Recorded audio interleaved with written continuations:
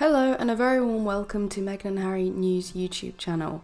Hi, I'm Alex. Happy New Year to all of you. I see that the media have brought out another disgraced individual to protect the monarchy. It really is a bad reflection on the monarchy that those in the media speaking up for them have a history of racist and hateful remarks.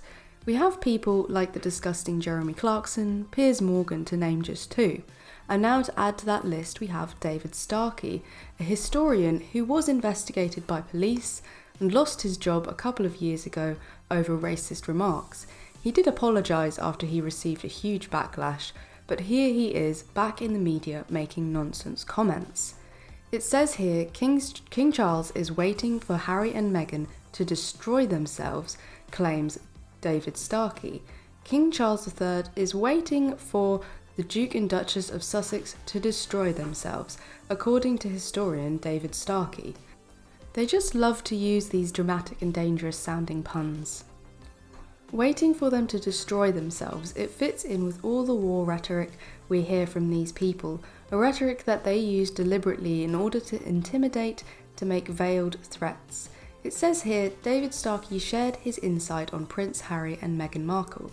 He claimed King Charles III is playing a rather clever long game as he is waiting for the pair to destroy themselves.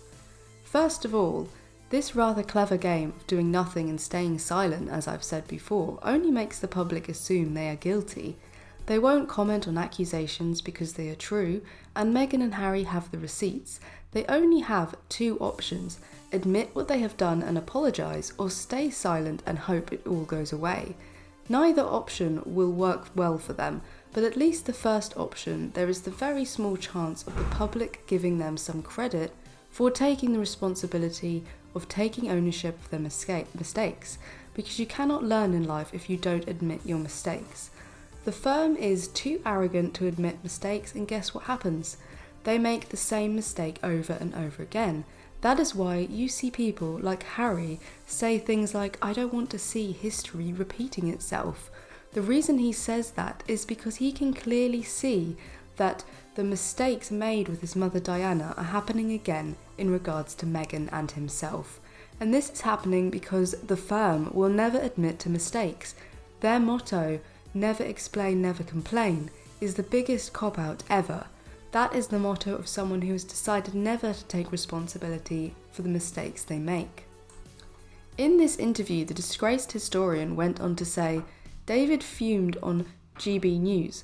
"I don't think they know much matter. Look at the opinion polls today. I mean, a near majority of people not only say they don't much like them, but they actually want them stripped of their titles." You have to laugh. This is the opinion poll I was talking about yesterday. The opinion poll of only 1,600 people, a survey that accounts for 0.01% of the population. Yet Starkey here says that it is a near majority. This is once again another complete bogus statement from a disgraced historian on another media platform that is providing misinformation. He also says, "I don't think they much matter," yet here he is talking about them again. If they didn't matter, you wouldn't bother to talk about them. They obviously matter greatly to the royal family, as whenever the royal family are mentioned, it has to include Meghan and Harry in order for the article or story to get any attention or clicks, as without them any royal family article has virtually no interest. Anyway, this disgraced historian then continues to talk about how irrelevant Meghan and Harry are. He says, "With every passing day, I think with every desperate attempt at taking a little molehill of grievance and trying to turn it into a vast, vast Himalayas of resentment, they become less relevant." He claimed, "What I think Charles is doing is actually playing a rather clever long game. What I would guess he is doing is waiting for them to destroy themselves, so he doesn't actually need to do anything very dramatic. He's just letting events take their course, which I think is a very wise thing to do." Yes, he is staying silent, but getting all the lackeys in the press, all the royal reporters to speak for him. Isn't that so?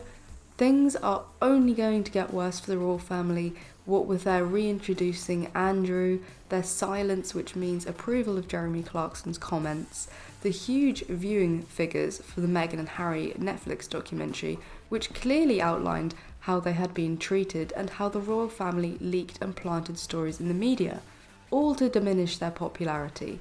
All of this is known now to a much wider audience, and it only takes a cursory glance around Twitter to see the huge increase in the change in people's attitude after the documentary. And all of this comes after the Queen's death, and many people not particularly warming to King Charles becoming king. It makes no difference to Meghan and Harry what the royal family do, as they are carving their own path. But the monarchy's lack of reaction or silence is only going to create more apathy and negativity towards them at a time when people have financial problems, and with Charles being crowned king coming up in the next 5 months. Let us know what you think in the comments as always, and Happy New Year to you all.